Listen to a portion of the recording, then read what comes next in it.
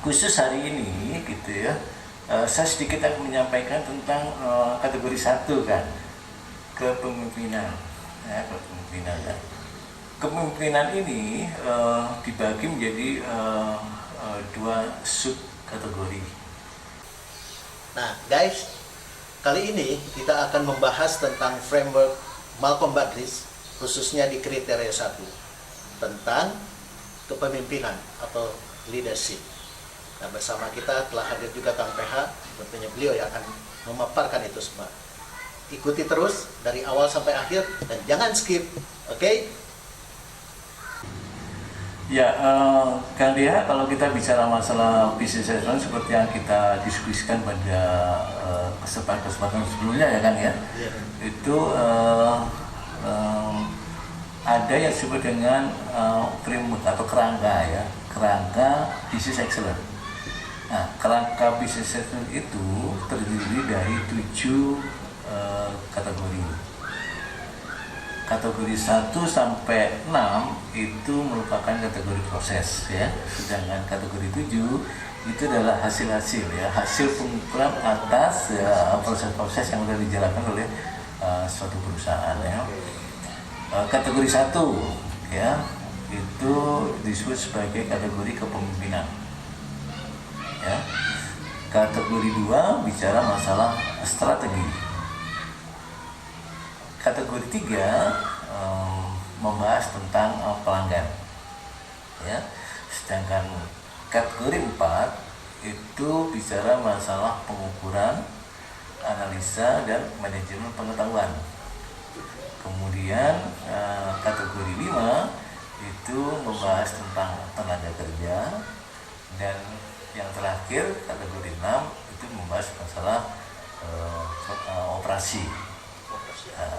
Sedangkan kategori 7 itu kategori hasil ya, hasil atas implementasi proses-proses tadi ya. Itu dibagi menjadi 5 subkategori. 5 Ya, subkategori. betul ya. Apa saja ya, adalah di 7.1 itu adalah ukuran-ukuran yang terkait dengan operasional yang banyak dibicarakan di kategori 6 ya. Kemudian 7.2 itu bicara masalah pelanggan ya, kinerja-kinerja yang terkait dengan bagaimana perusahaan mengelola pelanggan. Kategori 3 tadi proses. Ya, kategori 3 betul ya. Kepuasan, ketidakpuasan, keterikatan, ketidakterikatan segala macam ya dari pelanggan ya. Kemudian 73 itu adalah mengukur kinerja yang terkait dengan tenaga kerja.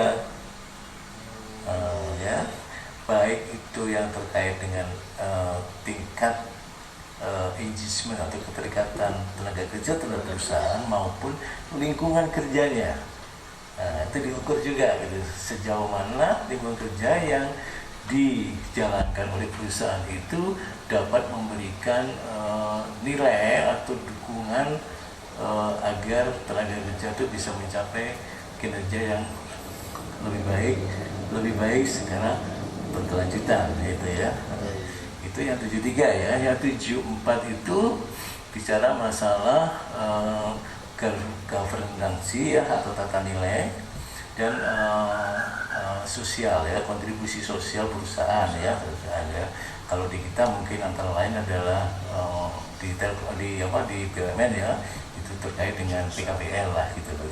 Padahal sesungguhnya bicara masalah sosial itu jauh lebih luas dari itu gitu ya. Jadi kalau kita masih ingat perubahan yang pernah saya ceritakan gitu ya, antara lain adalah sosial ya, sosial.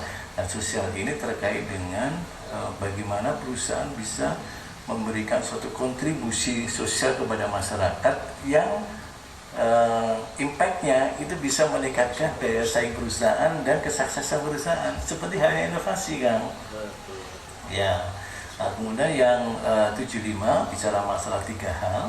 Yang pertama adalah dari aspek keuangan, yang kedua itu adalah dari aspek pasar, kemudian yang ketiga adalah dari aspek pencapaian strategi yang dibahas di kategori 2. Nah, kategori 2 gitu ya.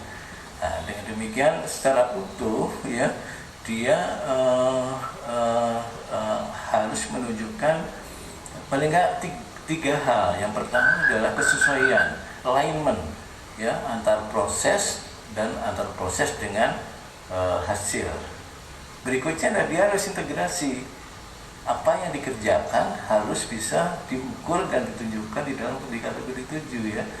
Ya, gitu. Ya, dan yang kedua-duanya ini harus benar-benar menyatu gitu. Ya, menyatu untuk menghasilkan sesuatu kinerja perusahaan secara holistik ya. Nah, khusus hari ini gitu ya, saya sedikit akan menyampaikan tentang kategori 1 kan, kepemimpinan. Ya, kepemimpinan. Ya. Kepemimpinan ini dibagi menjadi 2 sub kategori. Yang sub kategori 1.1 bicara tentang kepemimpinan senior. Nah, definisi kepemimpinan senior kita kembalikan kepada masing-masing perusahaan gitu, tergantung ukuran dari perusahaan itu. Bisa jadi suatu perusahaan mengatakan yang disebut pimpinan senior itu adalah hanya di level BOD, ya. Tetapi mungkin perusahaan yang ukurannya lebih besar, pimpinan senior itu dari BOD, sebut saja BOD -1, BOD -2 gitu ya. Ada direktur utama, direktur di bawahnya mungkin senior vice presiden gitu ya, di bawahnya vice presiden. Itu mungkin yang disebut dengan pimpinan senior bagi perusahaan itu. Tapi itu dibebaskan, kita kembalikan. Harapannya sih ya berdasarkan benchmark dari penerapan perusahaan-perusahaan di dunia, makin kecil mendefinisikan pimpinan senior itu makin bagus. Karena kendali itu bisa rentang kendali dari pengelola perusahaan ini bisa diturunkan sampai ke level tidak hanya mengerucut ada sesuatu BOD, ada masalah BOD, ada tim BOD kan jadi repot. BOD ini nggak ada waktu untuk berpikir yang strategis ya. Tetapi kalau diturunkan dengan mendefinisikan pimpinan senior yang lebih jenjang lebih kecil, itu akan jauh lebih efektif ya. Nah, di kepemimpinan senior ini ada beberapa hal yang dibicarakan. Pertama adalah bicara masalah visi, misi, tata nilai dari suatu perusahaan. Bahkan ditekankan masalah budaya, ya. Tata nilai yang sudah dimiliki, diterapkan, teruji, harapannya jadi budaya dari perusahaan itu ya. Nah, ya. Ini kan, jadi kalau kita bicara masalah subkategori 1.1 ya, seperti yang saya sampaikan tadi ya, apa jenjang pimpinan senior menjadi sangat penting bagi suatu perusahaan gitu ya. Nah, untuk apa gitu ya?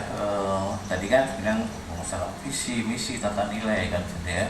Itu adalah kalau dia hanya dipahami secara khusus oleh pimpinan senior yang levelnya hanya BOD, betapa sangat tidak ini ya, tidak aplikatifnya visi-misi dan tata. Tapi kalau dia dijenjang yang diturunkan, itu harapannya bisa terjabarkan dengan baik dan terkomunikasikan sesuai dengan tadi ya, unit-unit yang di bawah pimpinan senior yang didefinisikan tadi ya gitu ya. Gitu kan ya gitu ya. Berlanjut nih di 1.1 itu bicara juga masalah kinerja ya, bagaimana pimpinan senior fokus ya dalam menciptakan keberhasilan dari suatu perusahaan. Nah, lagi-lagi kalau definisi dari senior leader tadi hanya terbatas di BOD, berarti fokus mencapai keberhasilan itu bisa saja hanya mengerucut di atas gitu ke bawah. Ini diturunkan ke bawah. Termasuk di dalamnya adalah ketaatan terhadap hukum dan sebagainya. Itu di 1.1 ya.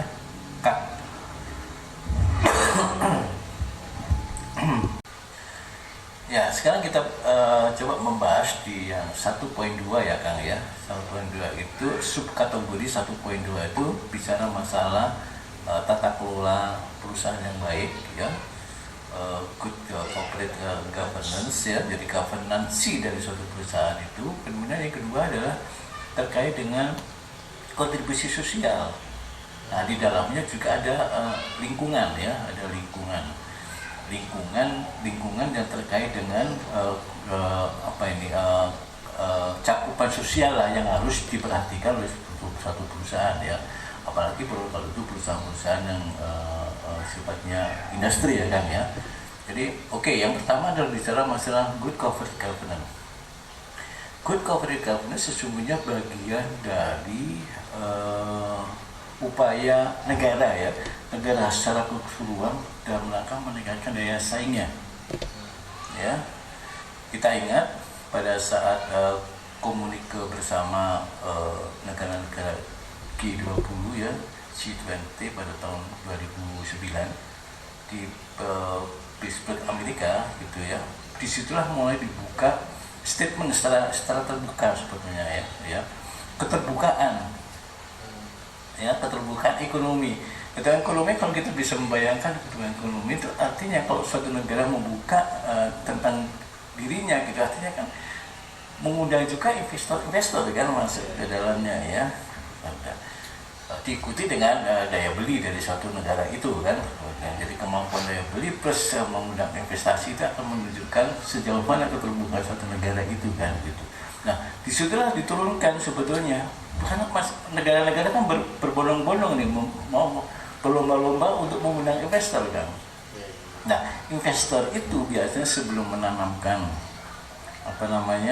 investasinya itu selalu melakukan survei tentang negara itu, katakanlah keterbukaan informasi ya, kemudian ada juga terorisnya gitu, ada di dalam komponen itu kan gitu, sehingga disimpulkan bahwa negara ini layak jadi kita investasi tidak segala macam. Antara lain adalah tadi governance, tata kelola negara yang baik itu kan agregat dari tata kelola perusahaan, baik itu pemerintah, swasta maupun masyarakat, semuanya di situ. Bicara masalah anti korupsi misalnya gitu, anti suap, anti bribery misalnya begitu, itu kan melibatkan tidak hanya pemerintah atau swasta atau masyarakat, semuanya kan itu satu lingkaran itulah.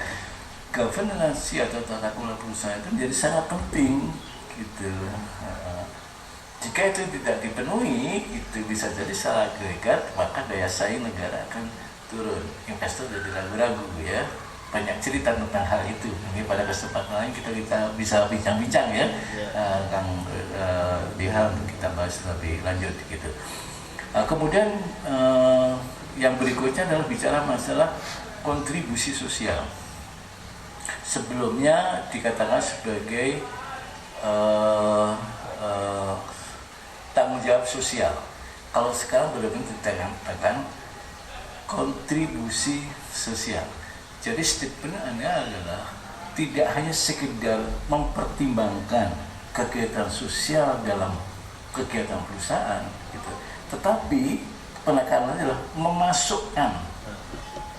memasukkan kegiatan sosial menjadi bagian dari strategi perusahaan untuk apa tadi ya, daya saing dan keberhasilan. Jadi betapa pentingnya sosial ini gitu ya. Nah, tadi saya tekankan terkait dengan lingkungan.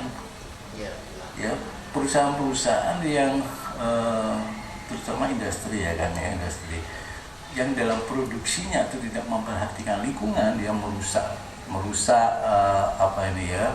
lingkungan, kemudian bagaimana dia limbah-limbah itu tidak dikelola dengan baik di udara, di darat maupun di air gitu ya, itu menjadi catatan tersendiri.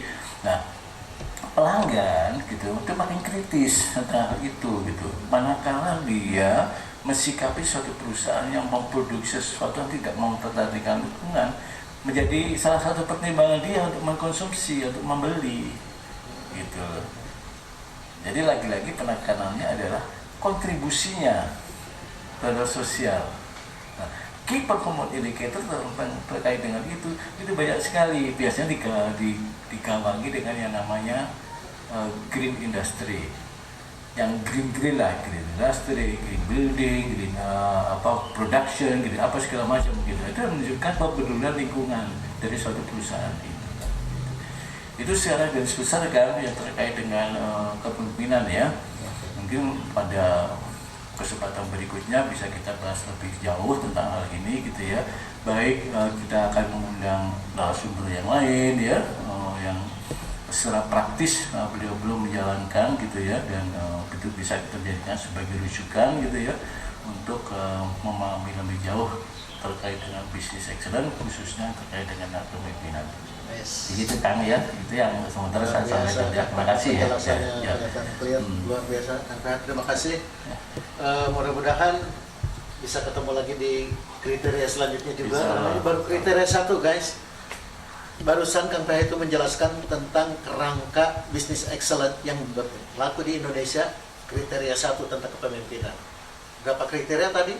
Sudah bicara yang seharusnya kan 5.